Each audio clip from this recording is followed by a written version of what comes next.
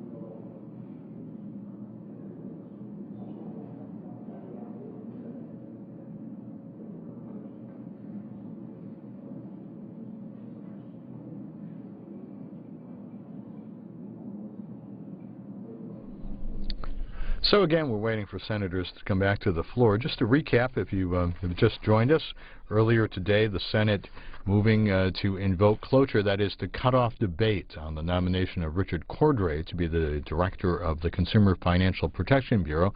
That vote 71 to 29, 17 Republicans joining the Democrats. We're now in the up to 8 hours of post-cloture debate. They don't have to take the full time. In fact, we're told somewhere later today there'll be a vote on the final confirmation of Richard Cordray.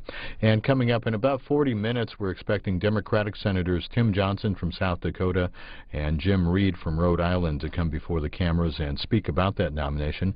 We'll have that live for you at 4 o'clock or so Eastern over on C-SPAN. Here's what our C-SPAN producers are telling us is going to happen in the Senate next. After this vote somewhere today for Mr. Cordray, we expect that the majority leader, what part of that agreement that he's worked out with the Republicans, is that he will withdraw the cloture, the end debate motions on the 3 nominees to the National Labor Relations Board, nominees Griffin, Block, and Gaston Pierce. And once the 2 new NLRB nominations are reported next week, then those nominees, the 3 Democratic nominees plus 2 Republican nominees, will be packaged together and brought to the Senate as a group for a vote and to move forward that way.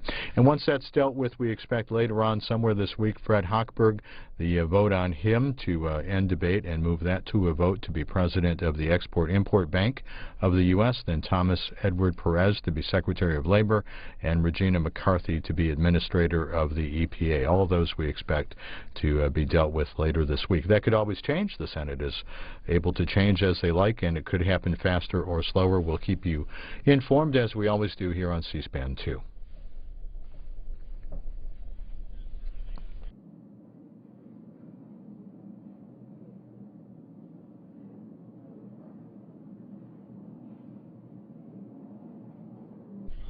And as we wait for senators to come back to the floor, let's show you some more of that debate that took place earlier today on the nomination of Mr. Cordray. I thought I would just make a couple of comments regarding the activities of this chamber. A few minutes ago, we voted 71 votes in favor of closing debate on the nomination of Richard Cordray as Director of the Consumer Financial Protection Bureau, the CFPB. Now, the CFPB is vested with the responsibility of protecting consumers from predatory financial practices. Now, we all discovered in the run-up to the Great Recession just how important this protection is. We had many, many crazy predatory practices. On credit cards, we had fees that came out of nowhere and shifting time periods from month to month in terms of when the payments were due, and even shifting destinations of where the credit card payments got mailed to. Also, fees could be racked up on unsuspecting consumers. And certainly we found out in mortgages how important financial protection is, because we had, starting from 2003 forward, a booming industry in predatory teaser rate mortgages, where the mortgages were 4% for 2 years, and then they were changed after 2 years to 9%. Now, you would think most would-be homeowners would look at that deal and say, well, that's not a good deal. But here's what happened. They went to a mortgage broker, and the mortgage broker said, I am your financial advisor. Now, mortgages have gotten very complex and very thick, and there's lots of fine print, so you are paying me to sort through and find the best deal for you. And so our first-time home buyers, they trusted their mortgage brokers, and unbeknownst to the new homeowner, those brokers were being paid kickbacks called steering payments. They're being paid special bonuses outside the framework of the deal in order to steer the customer, the unsuspecting first-time home buyer, into a predatory loan when the first-time customer actually qualified for a prime rate, fixed rate mortgage. Well, those mortgages, those predatory mortgages, proceeded to be put into securities. Those securities were bought up by financial institutions across America and beyond because the folks who were buying the securities understood that in a couple years the interest rate would go way up and they'd make a lot of money off those securities. So this was a system rigged against the first-time homebuyer, against a homebuyer who wanted to start their journey to owning their piece of the American dream. Well, those predatory practices should never have been allowed. Some here will remember. They will remember that the responsibility for consumer protection was vested in the Federal Reserve. But what happened in the Federal Reserve? Well, the Federal Reserve carried on with its responsibility on monetary policy, but it's put its responsibility for consumer protection down in the basement of their building. They locked the doors. They threw away the key. And they said, let the market be the market. They abandoned our consumers across this country. That's why we need a Consumer Financial Protection Bureau that doesn't have a conflict in its mission, that's not obsessed with a different mission, such as monetary policy. We need a bureau that says new predatory techniques will crop up and we will try to end them. Try to end practices in predatory payday loans that can charge 350 to 550% interest on unsuspecting citizens. We need to have a bureau that looks out and says we need to find a way to stop the practice in which online payday lenders get your bank account number and then without your permission do a remotely generated check and reach in and grab the funds out of your account. Oh, the list of predatory practices is endless because the human mind is endlessly inventive. So we have an important bureau, but an important bureau that cannot do its job unless there is a director to run it. Now, it is 2 years ago that Richard Cordray was nominated to head the bureau. He's been waiting to get cloture on his nomination and a subsequent vote for 2 years. He's been an interim, if you will, appointee during that period of time. And by all accounts, from everything I've heard of folks in this chamber, doing a very, very good job. Working very hard with the great technical details of the financial world to find a fair and solid way forward. And so the fact that his nomination, so long delayed, is not a reflection on him personally. In fact, many senators who have opposed allowing the vote to take place have come forward and said, it's not about him personally, it's about the Consumer Financial Protection Bureau. 43 senators in this chamber wrote a letter to say they would oppose any nominee for the Consumer Financial Protection Bureau. It was a bold attempt to change back to a situation where there was no one to fight for consumer protection in this nation for our citizens. Today we end that drama in favor of fairness for American citizens, in favor of taking strong action against predatory mortgages and the predatory practices of the future. And in 8 hours, we will be voting up or down on his nomination, as we should have long ago. But let me shift gears here and say that the vote we took today is symbolic of much more than just the important function of establishing an effective Consumer Financial Protection Bureau. The vote we took a short while ago is central to ending the paralysis that has generally haunted this chamber. Now, that paralysis is something new.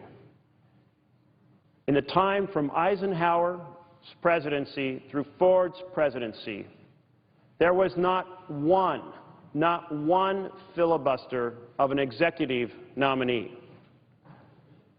And President Obama's 4.5 years, there have been 16 such filibusters. So if we talk about the norm and tradition of the Senate, the norm and tradition of the Senate is a reasonably timely up and down vote. That is the tradition. And it's a tradition that fits with the Constitution. The Constitution calls for a supermajority for treaties to be confirmed but it only embeds a simple majority requirement for nominations. And there is reasoning behind that, because our founders envisioned three co-equal branches of government. They could never have envisioned that it would be okay for the minority of one branch to be able to deeply disable another branch, be it the executive branch or be it the judiciary. So the vote we took today is part of a larger conversation about ending the paralysis and focusing on the challenge of executive nominations, getting timely up and down votes. Senator Yield for a question. Oh, the senator, yes, absolutely, the senator from Illinois. Madam President, I'd like to address a question to the senator from Oregon through the chair. First, thank him for his leadership. He has been a singular force in the Senate to have us reassess the rules of the Senate to make certain that they are serving the needs of our nation. And I thank Senator Merkley for his leadership, and I know that he felt a great sense of satisfaction with the vote that just was cast on the floor, a vote which 71 senators voted to end cloture, invoke cloture, I should say, and end the filibuster on the nominee to head the Consumer Financial Protection Bureau. As the senator from Oregon knows, this bureau has been controversial since its inception when we passed the Dodd-Frank Finance Reform Bill after the tragedies and scandals of Wall Street. There were many who did not want to see us create a consumer protection agency, yet we did. It was the brainchild of one of our current colleagues, Senator Elizabeth Warren of Massachusetts, who before she was elected thought this was an important agency, literally the only consumer protection agency in the federal government. But it wasn't welcomed by some quarters, particularly some financial institutions and others. But I think it's noteworthy at two levels, and I'd like to ask the senator from Oregon to respond. First, it's noteworthy that though it took 2 years, in that 2-year period of time, this Consumer Financial Protection Bureau has proven its worth. I'm working now on the exploitation of our military by for-profit schools. Holly Petraeus, the wife of General Petraeus, works for this agency, and she has really focused her efforts on military families and the exploitation of the GI Bill by these schools. I think every American would agree that those who are guilty of it should be held accountable. And this investigation is underway by this agency, and now Richard Cordray is there to head it. I think that's important, and that's why this vote was important, as the vote on Richard Cordray's nomination will be in just a few hours. But the second point is a larger global point about the Senate and perhaps Congress.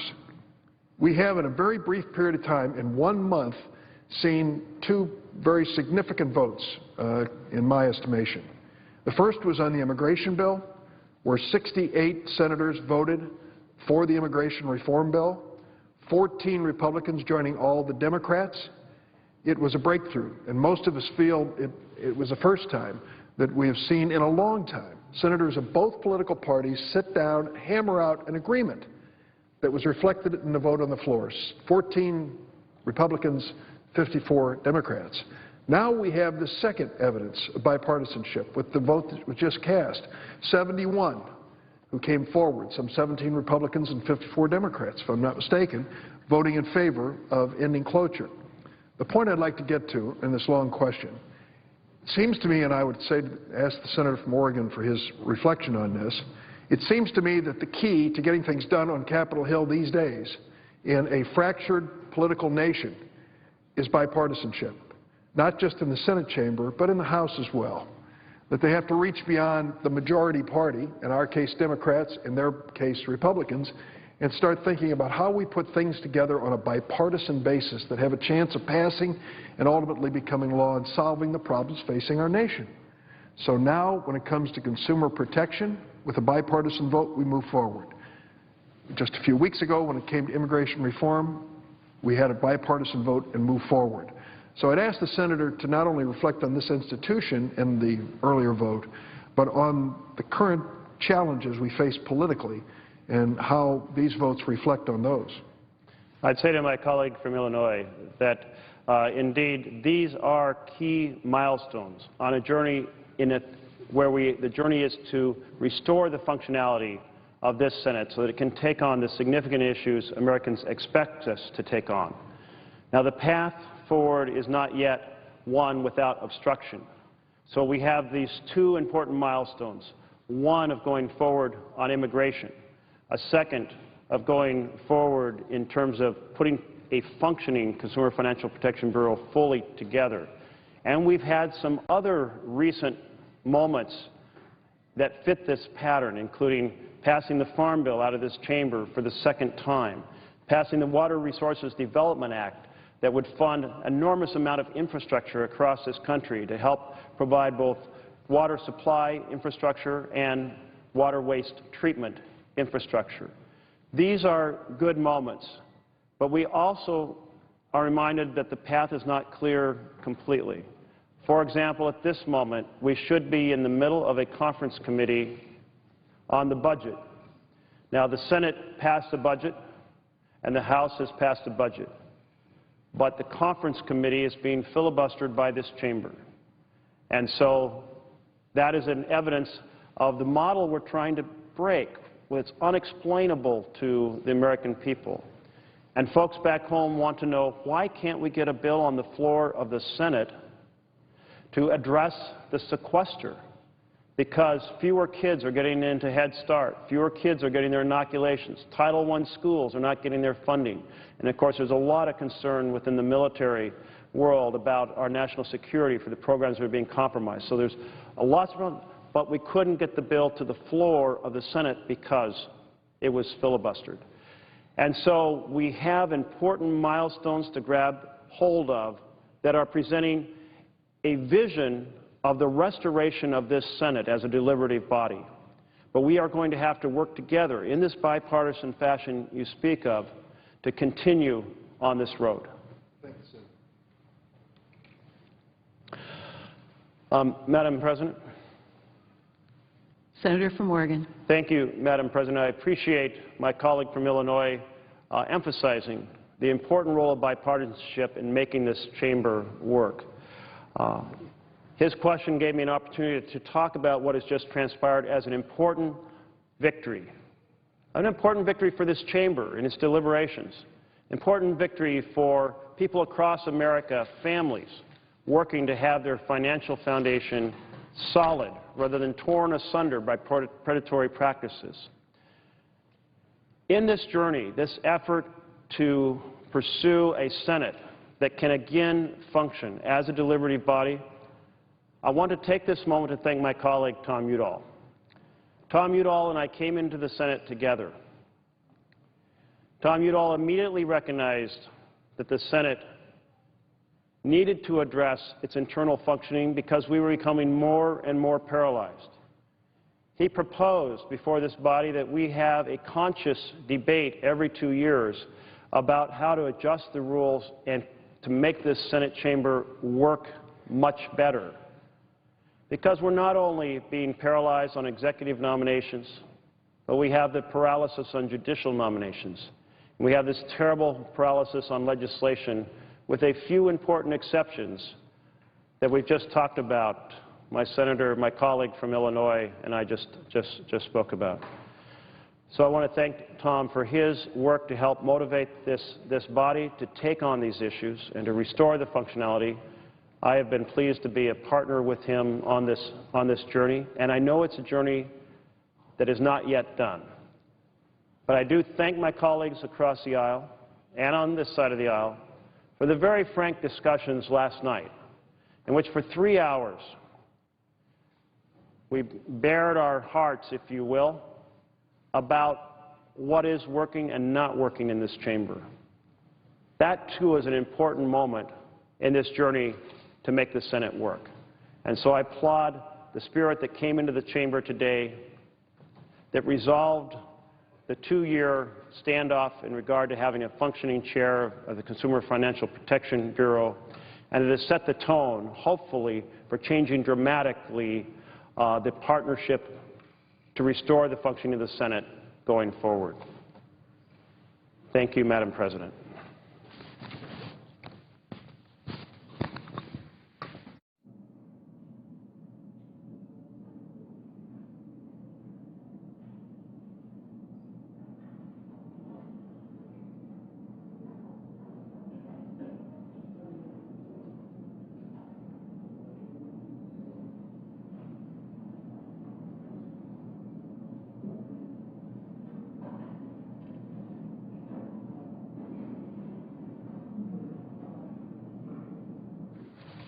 Madam President.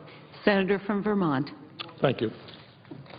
Madam President, I am glad that an agreement has been reached in which President Obama will finally get Senate confirmation votes on his appointees to the Consumer Financial Protection Board of the Department of Labor and the head of the Environmental Protection Agency.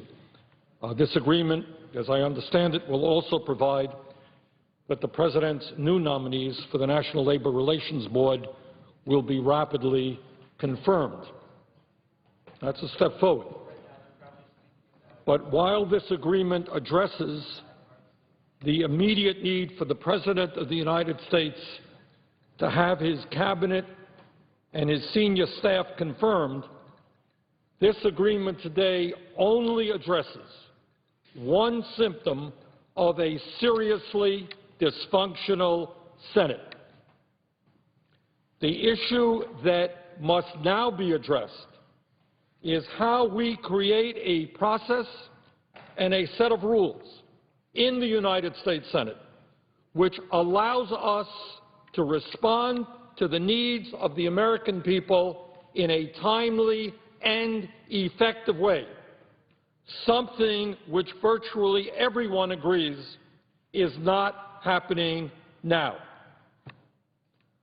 The United States Senate, in my view, cannot function with any degree of effectiveness if a supermajority of 60 votes are needed to pass virtually any piece of legislation, and if we waste huge amounts of time not debating the real issues facing working people, but waiting for quote-unquote motions to proceed hour after hour after hour where nobody is even on the floor of the United States Senate.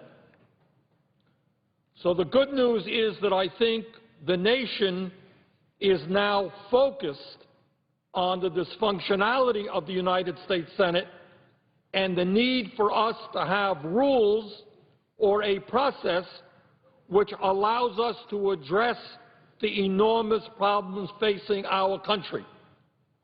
When people ask, why is it that Congress now has a favorability rating of less than 10%, the answer is fairly obvious. The middle class of this country is disappearing. Real unemployment is somewhere around 14%. The minimum wage has not kept up with inflation. Millions of people are working in jobs which pay them poverty wages. Tens of millions of people today lack health care, while we have the most expensive and wasteful health care system in the world. The greatest planetary crisis facing our nation and the entire world is global warming. We're not even debating that issue. Now, Madam President, the United States Senate is a very peculiar institution. It is peculiar in the sense that any one member, one of 100, can come down here on the floor and utter two magical words which bring the Senate to a complete halt, and that is, I object. I will not allow the Senate to go forward, which means the whole government shuts down. I object, and what we have seen in recent years, especially since Barack Obama has been elected, is an unprecedented level of I object, of holds, of a variety of mechanisms which bring the functioning of the United States Senate to a halt. And all of this takes place at a time when millions of people can't find jobs, at a time when kids are graduating college deeply in debt, and millions of others are now choosing not to go to college because we're not addressing the issue of higher education. It takes place at a time when our infrastructure, our roads and bridges, and and airports and rail systems are crumbling, when our educational system is in need of major reform, when the gap between the people on top, everybody else is growing wider, the American people perceive that this country has major problems which must be addressed. And what does the United States Senate do? We are sitting here waiting 30 hours for a motion to proceed, to see if, in fact, we can vote on a piece of legislation which requires 60 votes, and time again, we don't get those votes. Now, Madam President, when votes come up, I would like to win, be on the winning side. That's natural. Everybody would. But what happens here, and the American people by and large don't fully understand it, we don't vote on issues. What happens is the debate ceases because we don't get motions to proceed. So we don't vote on a jobs program. We vote on whether or not we can proceed to a jobs program to create millions of jobs. We don't vote on whether we can keep interest rates for college students who are borrowing money low. We vote on whether we can proceed to have the vote. And what we have seen now in the last several years is an unprecedented level of obstructionism and of filibustering. Between 1917 and 1967, there was a more or less agreement in the Senate that a filibuster would only be used under exceptional circumstances. And in that 50-year period, there were only some 40, 45 filibusters in a 50-year period. When Lyndon Johnson was Majority Leader in the late 1950s, in his 6-year tenure as Majority Leader, he had to overcome a filibuster on one occasion. Since Harry Reid has been Majority Leader in the last 6.5 years, he has had to overcome over 400 filibusters, or at least requirements for 60 votes. The amount of time we are wasting is unconscionable. And furthermore, what the American people don't know is that time after time after time, we are winning. We have the votes to win and have shown that on very important issues. In terms of one major issue, just as an example, right now, Madam President, rather tragically, we have a situation as a result of the disastrous Citizens United Supreme Court decision that corporations and billionaires can spend hundreds of millions of dollars on elections. And as bad as that is, what is even worse, they can hide their contributions, not make it public. Well, guess what? The United States Senate, by a majority vote, said that's wrong. If you're going to contribute huge amounts of money into the political process, the people have a right to know who you are. We have a majority vote on that issue. We couldn't get it passed because we needed 60 votes. The American people know that our tax system is enormously flawed. That you have major corporations, General Electric and other corporations, that in a given year, after making billions of dollars in profits, pay zero in federal taxes. Legislation was passed on the floor of the Senate by majority, which begins to address that issue. But we didn't have 60 votes. We provided emergency relief to senior citizens who several years ago were getting no COLAs for Social Security. We had a majority vote, couldn't get 60 votes. We had a majority vote to say that women should be paid equal pay for equal work. Majority of senators said that. Couldn't get it passed. So what we have seen in recent years is reasonably good legislation getting a majority vote, but we can't get it passed because time after time after time we need 60 votes. So what we are operating under now is a tyranny of the minority. The American people go to vote, they elect Obama president, they elect a Democratic Senate. People who campaigned on certain issues, these people go forward trying to implement their campaign promises. They can't do it because we cannot get 60 votes. So once again, at one point in Senate history, from 1917 to 1967, the filibuster was used very, very sparingly, only under exceptional circumstances. Since that point, have Democrats, and I speak as an independent, have Democrats abused the system? Have they been obstructionists? There are times when they have been. But since 2008, what has happened is the Republicans have taken obstructionism to an entirely new level. Virtually every piece of legislation now requires 60 votes. And virtually every piece of legislation requires just an enormous amount of time. What do we do? What do we do?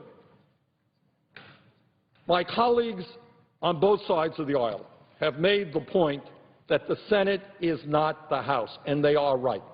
In the House, Senator from Maryland. Mr. President, I ask unanimous consent that the quorum call be dispensed with. Without objection. Mr. President, I would ask consent to speak as if in morning business. Without objection. Mr. President, my good friend, Congressman Steny Hoyer, promotes America by using the phrase, "Make it in America."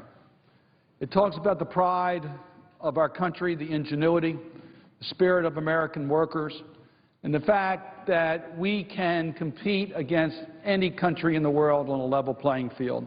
We can make it in America.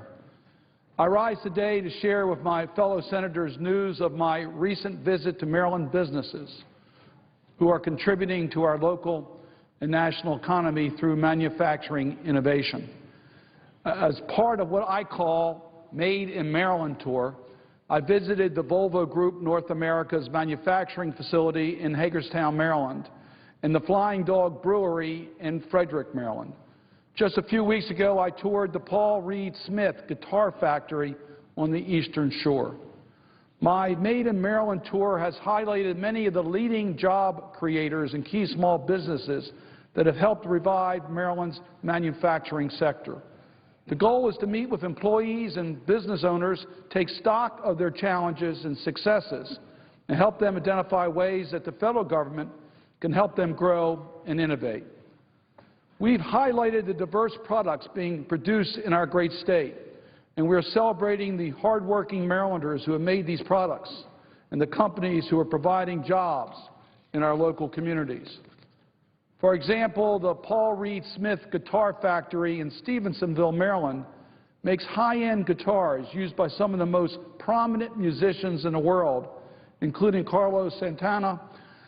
Operating for nearly 30 years, the Paul Reed Smith now employs 230 workers with revenues of $24 million. This is the largest private employer in Queen Anne's County, Maryland, and one of the top 5 private employers on the Upper Shore. As a region and as a country, we must stay focused on creating good jobs at home and strengthen and continue to build our economy. Manufacturing is good for Maryland, and it's good for America. Let me tell you about my visit to Volvo Group, which employs 1,500 people in Hagerstown, Maryland, accounting for 1 out of every 10 jobs in the region's manufacturing sector. Employees at this facility are paid approximately 62% above the average wage in the region. These are good jobs, jobs that people are proud to hold. Volvo has set the standard for environmentally aware manufacturing. Through its partnership with the U.S. Department of Energy, Volvo has developed the next generation of fuel-efficient engines and trucks. Since 2001, Volvo has invested $330 million to upgrade and renovate their facilities, allowing Volvo to build a state-of-the-art engine development laboratory to produce increasingly fuel-efficient engines. This Volvo facility has shown outstanding success. 60 of Volvo's trucks today emit the same emission as one truck in 1990. That's an amazing reduction of pollutants going into the air.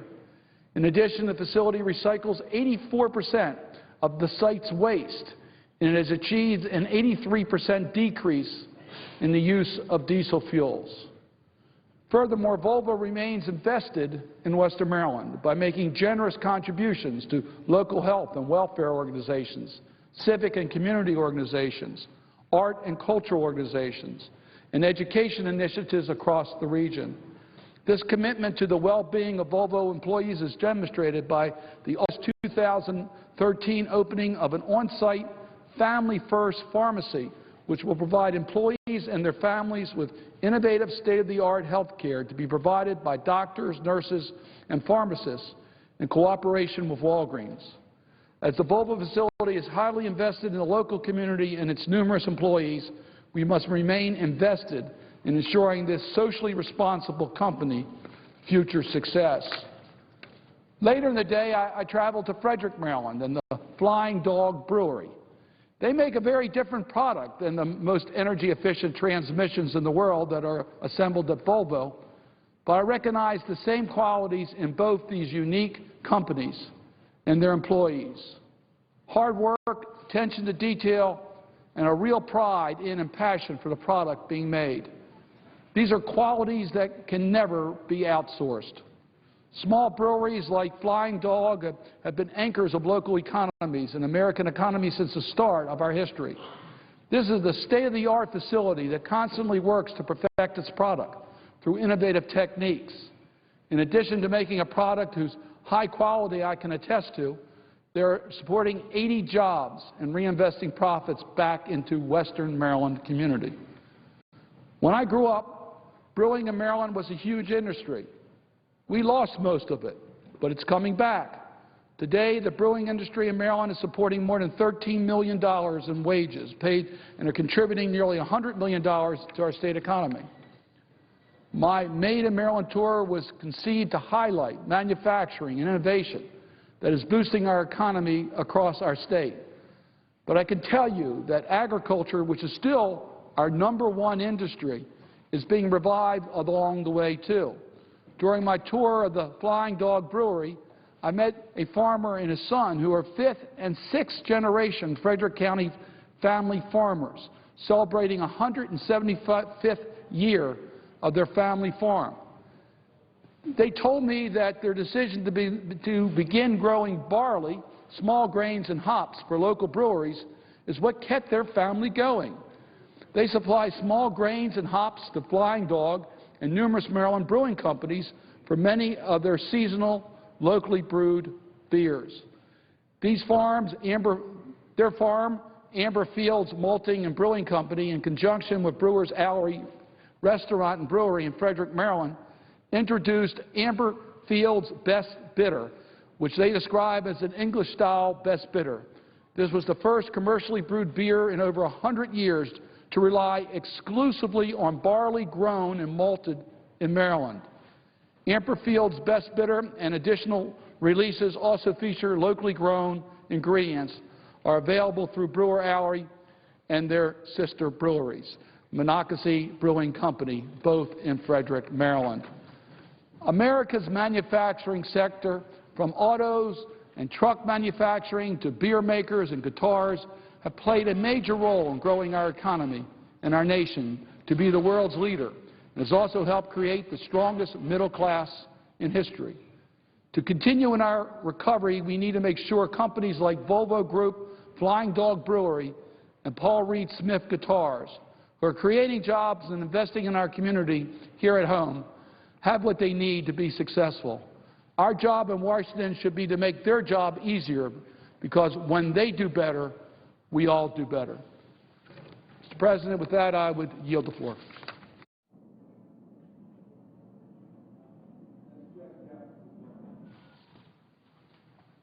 Clerk will call the roll. Mr. Alexander.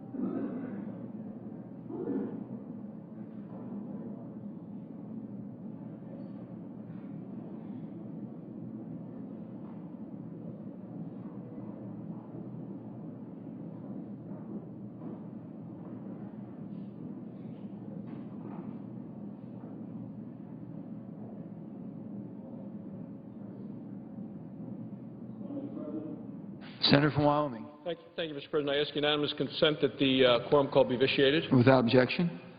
Thank you, Mr. President. Mr. President, there's been some confusion about the President's health care law recently. So I come to the floor today to try to clear up one point. Just before the 4th of July holiday, the Obama administration admitted to the world that its health care law is not working out according to plan.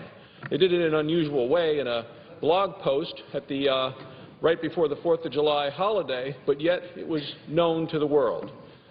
Because by choosing to delay the law's employer mandate, the President conceded that it would place a tremendous burden on America's job creators.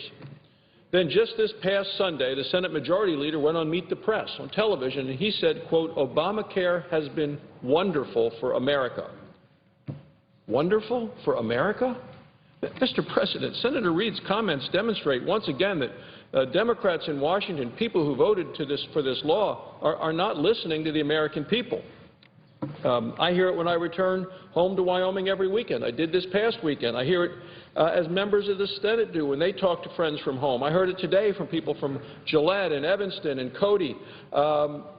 This health care law is unraveling. So I just want to make a couple of things clear to everyone.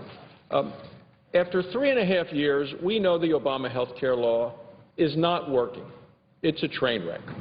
If the law were wonderful, it wouldn't increase premiums. It wouldn't shrink paychecks. It wouldn't discourage job creation.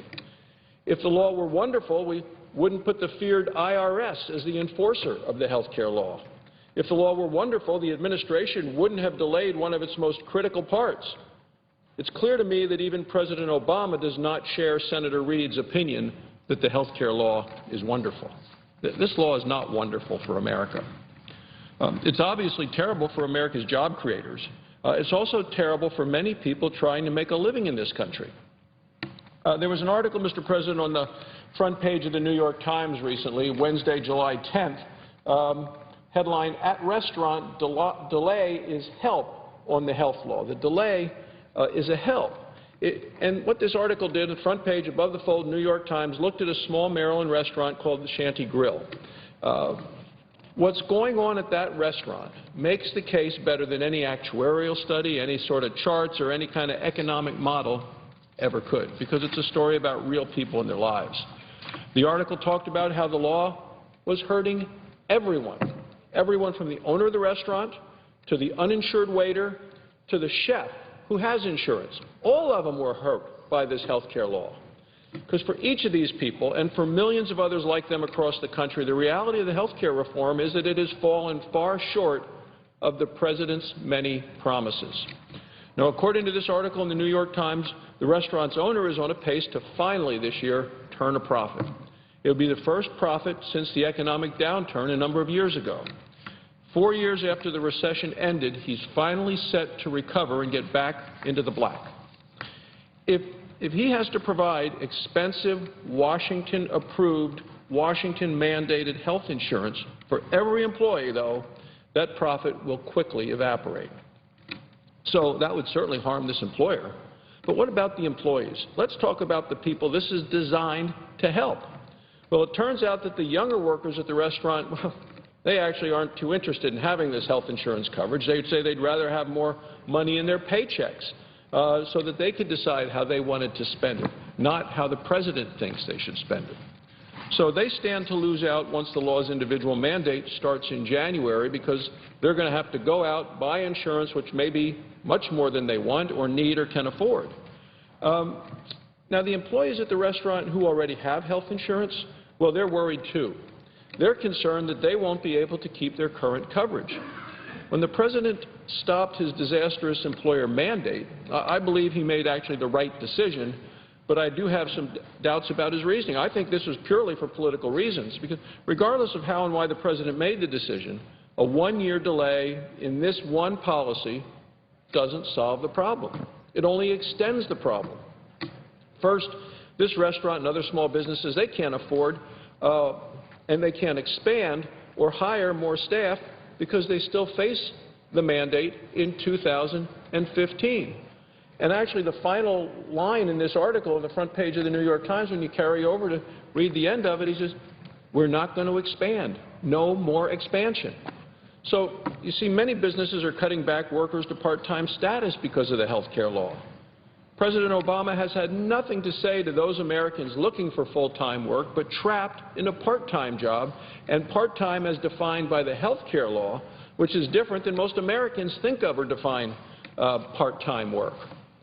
Third, the law still requires of all the employees that, like nearly everyone else in America, that they have to buy pricey health insurance starting January 1st. Now, that's a problem for the president, and he knows it. So here's how an article in Politico put it this past weekend. The article is entitled, Obamacare's Missing Mandate. It says, quote, the massive coast-to-coast campaign to get people to sign up for Obamacare is light on mentions, they say, of one central element, the widely disliked individual mandate. The widely disliked individual mandate. The Politico article goes on to say, poll after poll has found that Americans don't like being told that they have to get insurance or face a penalty. So the groups, they say, doing outreach don't plan to draw much attention to it. The employer mandate has collapsed. The individual mandate is unpopular, so they just don't want to talk about it. A lot of the people who do have to buy this new Washington-mandated, Washington-approved insurance will have to buy it through the government exchanges. Of course, these may not be ready on time. There's 77 days left for these to be ready. Now, even if they're up and running by the deadline, we've seen ample evidence that premiums will be much higher than they were before the mandate. That's especially true for young, healthy adults who the president expects to pay more in order to help older, sicker people pay less. But a lot of younger, healthier people are going to have to pay more for that one older, sicker person. Well, these weren't the kinds of reforms that Democrats promised when they were forcing this plan through Congress on strictly party-line votes.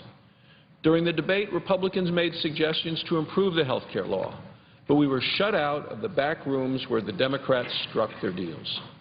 In the end, Democrats drafted their law so badly that the negative side effects and unintended consequences were inevitable. The New York Times article shows how some of these side effects are hurting millions of Americans, not just those working at the restaurant, including the restaurant owner in Maryland.